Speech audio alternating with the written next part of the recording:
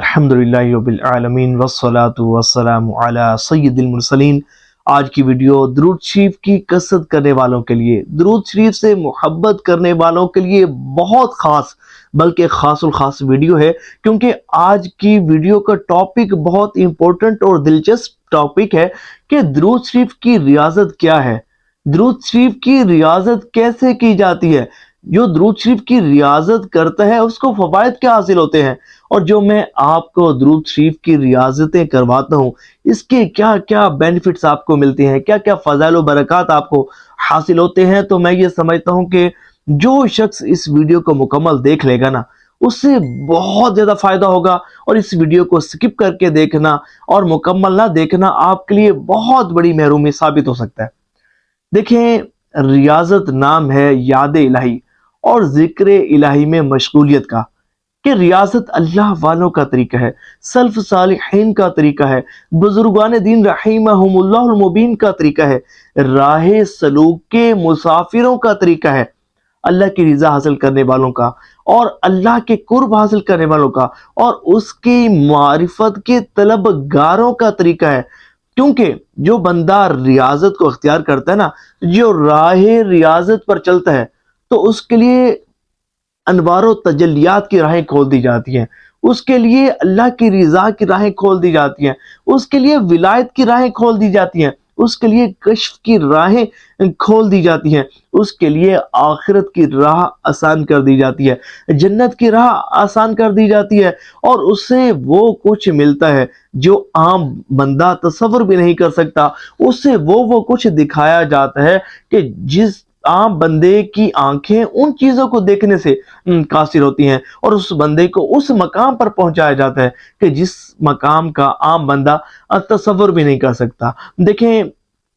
ریاضت ویسے تو ہر شخص کو کرنی چاہیے، لیکن فی زمانہ ظاہر ہے کہ مصروفیات لوگوں کی بہت زیادہ بڑھ گئی ہیں، اب لوگوں کے پاس ٹائم نہیں ہے کہ وہ جو کچھ وقت نکالیں اور اس وقت میں بیٹھ کر توجہ کے ساتھ، خشوع و خضوع کے ساتھ، کامل یکسوئی کے ساتھ جو ہے وہ ذکر اللہ کریں، درود پاک پڑھیں، اپنے رب کو راضی کریں اور اس کے ذریعے اپنی آخرت کو سنواریں، اپنے دل کو سنواریں، اپنے وجود کو، اپنی روح کو سنواریں، اپنے ظاہر کو، اپنے باطن کو گناہوں سے پاک کریں اور اللہ کی رضا، اس کا قرب اور اس کی معرفت حاصل کریں۔ تو یہ جو ریاضت کا سلسلہ ہم نے شروع کیا ہے اس کے بہت زیادہ آپ کو فضائل و برکات حاصل ہوتے ہیں، بالخصوص یہ جو درود شریف کی ریاضت ہے نا،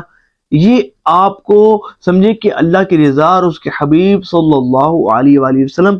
کے قرب خاص کے حصول کا بہترین ذریعہ ہے۔ یہ حضور نبی پاک علیہ الصلوۃ والسلام کے توجہ، حضور نبی پاک علیہ الصلوۃ والسلام کے قرب خاص کا بہترین ذریعہ بنتی ہے۔ اور کیوں بنتی ہے؟ کیونکہ ہم جب درود پاک پڑھتے ہیں، ٹھیک ہے، ہمارا پڑھنا قبول بھی ہوتا ہے، مقبول بھی ہوتا ہے، اس پر ثواب بھی ملتا ہے، لیکن جب ہم بہت سارے لوگ سمجھے کہ ایک قسم کا اجتماعی طور پر بیٹھ کر ایک وقت میں درود پاک پڑھتے ہیں، اب ظاہر ہے کہ جب میں ریاضت کرواتا ہوں تو ہزاروں لوگ میرے ساتھ الحمدللہ مل کر ریاضت کرتے ہیں، تو اب یہ دیکھیں کہ جب کوئی شخص اکیلا بیٹھ کر درود پاک پڑھتا ہے نا، اس پر کرم ہوتا ہے، اللہ کی رحمت نازل ہوتی ہے، لیکن جب لوگ اکٹھے بیٹھ کر درود پاک پڑھتے ہیں، اجتماعی صورت میں درود پاک پڑھتے ہیں، تو ان پر رحمت الہی کی بارش نازل ہونا شروع ہو جاتی ہے، ان کی دعائیں قبول ہونا شروع ہو جاتی ہیں۔ یہ وہ لوگ ہوتے ہیں کہ ان کے بگڑے کام سنورنا شروع ہو جاتے ہیں، پریشانیاں دور ہونا شروع ہو جاتی ہیں، مشکلات حل ہونا شروع ہو جاتی ہیں، بگڑے کام سنورنا شروع ہو جاتے ہیں، حاجات پوری ہونا شروع ہو جاتی ہیں۔ پھر جب درود پاک پر بندہ ہمیشگی اختیار کرتا ہے، پھر جب ایک توجہ کے ساتھ، خشوع و خضوع کے ساتھ، ادب و آداب کو ملوز خاطر رکھتے ہوئے اور خود کو تمام فضولیات اور تمام دنیا داری سے ہٹا کر صرف جو ہے وہ اپنے آپ کو درود پاک کی کثرت کے لیے سمجھے کہ اپنے آپ کو فکس کر لیتا ہے اور یہ ذہن بنا لیتا ہے کہ بس میں نے یہ جو چند ایام ہے، یہ جو 3 ایام ہیں، ان میں بس ایک مخصوص وقت میں توجہ کے ساتھ درود پاک پڑھنا ہے نا، تو جب اس طرح درود پاک پڑھا جاتا ہے نا، دیکھیں وظائف میں، عبادات میں جو اصل چیز ہے وہ ہے خشوع و خضوع اور مکمل یکسوئی۔ ہم جو عبادات کرتے ہیں سم ٹائمز سمجھے کہ فائدہ تو ہوتا ہے، لیکن ہم کہتے ہیں کہ ہماری حاجات پوری نہیں ہو رہی، ہماری پریشانیاں دور نہیں ہو رہی، ہماری مشکلات حل نہیں ہو رہی، تو کیا سبب؟ وجہ یہ ہوتی ہے کہ ہم توجہ کے ساتھ نہیں کر رہے ہوتے۔ تو جب بندہ سمجھے کہ اپنے آپ کو فارغ کر کے، تمام مصروفیات کو ترک کر کے، اور بندہ جو ہے وہ ایک اسپیشلی بیٹھ جاتا ہے کہ بس اب اس وقت بیٹھ کر میں نے ریاضت کرنی ہے، میں نے اپنے رب کو راضی کرنا ہے، اور میں نے حضور نبی پاک علیہ الصلوۃ والسلام کی توجہ اور قرب خاص حاصل کرنا ہے درود پاک کی کثرت کے ذریعے، تو یہ بندہ وہ بندہ ہوتا ہے کہ پھر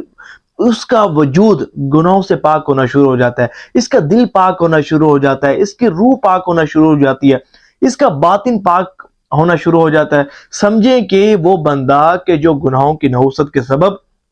جس کے دل پر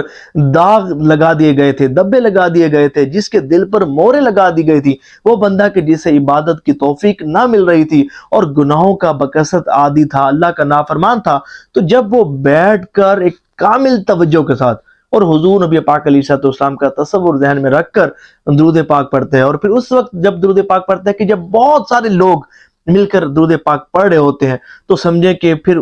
فائدہ کیا ہوتا ہے کہ اس کا دل جو ہے وہ گناہوں سے پاک ہونا شروع ہو جاتا ہے، اس کے دل کا زنگ جو ہے وہ دور ہونا شروع ہو جاتا ہے، دل کے میل، دل کی غلاظت، دل کے داغ دبے، دل کے مورے، سارا سب کچھ سمجھے کہ ریموو ہونا شروع ہو جاتی ہے، اور پھر سمجھے کہ اس کا جو دل ہے اس پر اللہ کے رحمتوں کا نزول ہونا شروع ہو جاتا ہے، پھر حضور نبی پاک علیہ الصلوۃ والسلام کی توجہ اسے نصیب ہونا شروع ہو جاتی ہے، پھر یہ وہی لوگ ہوتے ہیں کہ ان کے بگڑے کام سنورنا شروع ہو جاتے ہیں، پریشانیاں دور ہونا شروع ہو جاتی ہے الحمدللہ، کیونکہ میں ریاضتیں کرواتا ہوں، پھر مجھے ریاضت کے بعد میسیجز آتے ہیں الحمدللہ کہ بھئی ہم نے ریاضت کی، ہمیں یہ فائدہ ہوا، ہم نے ریاضت کی، ہمیں یہ فائدہ ہوا۔ میں مختصراً عرض کرتا ہوں، ایک بہن کا میسیج آیا، کہتی ہیں کہ مجھے ریاضت کا یہ فائدہ ہوا کہ میں ایک جگہ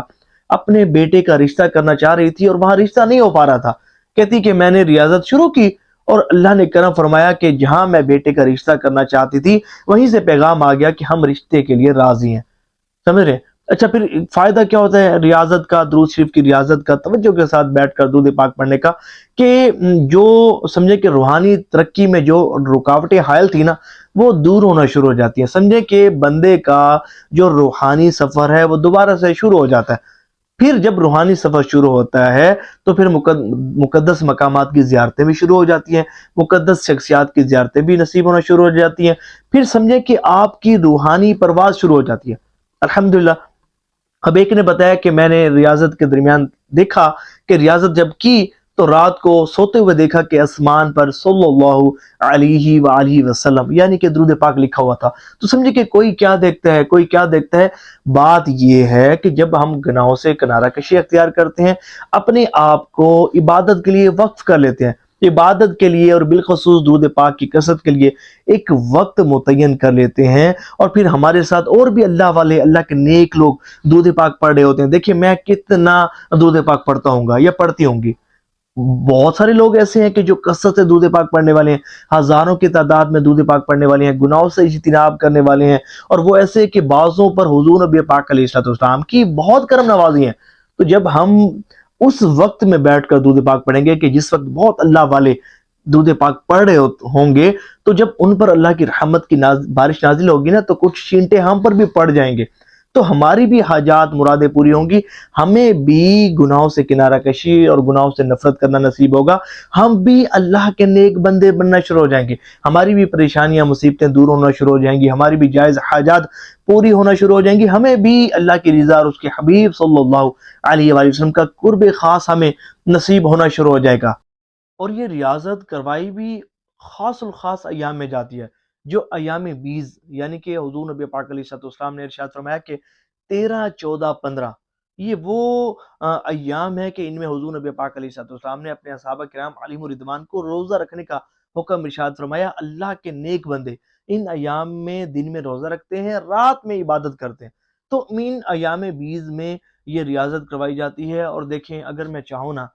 یہ جو میں ریاضت کرواتا ہوں تو فی بندے پر اگر میں فیس مقرر کر دوں کہ بھئی 1100 فی ریاضت کی فیس ہوگی، تو بالفرض 3,000 بندے بھی اس ریاضت کو کریں نا، تو سمجھے کہ 3-3.5 لاکھ میرے پاس اکٹھا ہو جائے گا یا نہیں ہو جائے گا؟ ہو جائے گا نا۔ لیکن میں نہیں لیتا، میرا مقصد دنیا کمانا کھانا نہیں ہے، میرا مقصد اللہ کی رضا اس کے حبیب صلی اللہ علیہ وآلہ وسلم کی خوشنودی ہے۔ میرا مقصد دنیا بھر کے حضور نبی پاک علیہ السلام کے امتیوں کو درود پاک کی راہ پر لگانا ہے، انہیں درود پاک کا عادی بنانا ہے، انہیں نمازی بنانا ہے، نیک بنانا ہے۔ اور سمجھے کہ میرا مشن یہ ہے کہ ہم جو ہے وہ فرائض، واجبات و سنن کی پابندی کے ساتھ ساتھ درود پاک کی کثرت کرتے جنت میں چلے جائیں۔ تو یہ ہمارا مشن اور مقصد ہے، اور جو سمجھے کہ یہ ریاضت میں میرے ساتھ کنٹینیو رہیں گے نا، تو ان میں سے بعض خوش نصیبوں کو میں درود پاک کا چلہ بھی کرواؤں گا، 40 ایام کا درود پاک کا چلہ، کہ جو کرے گا تو پھر اس کو وہ پتہ چلے گا کہ اس درود پاک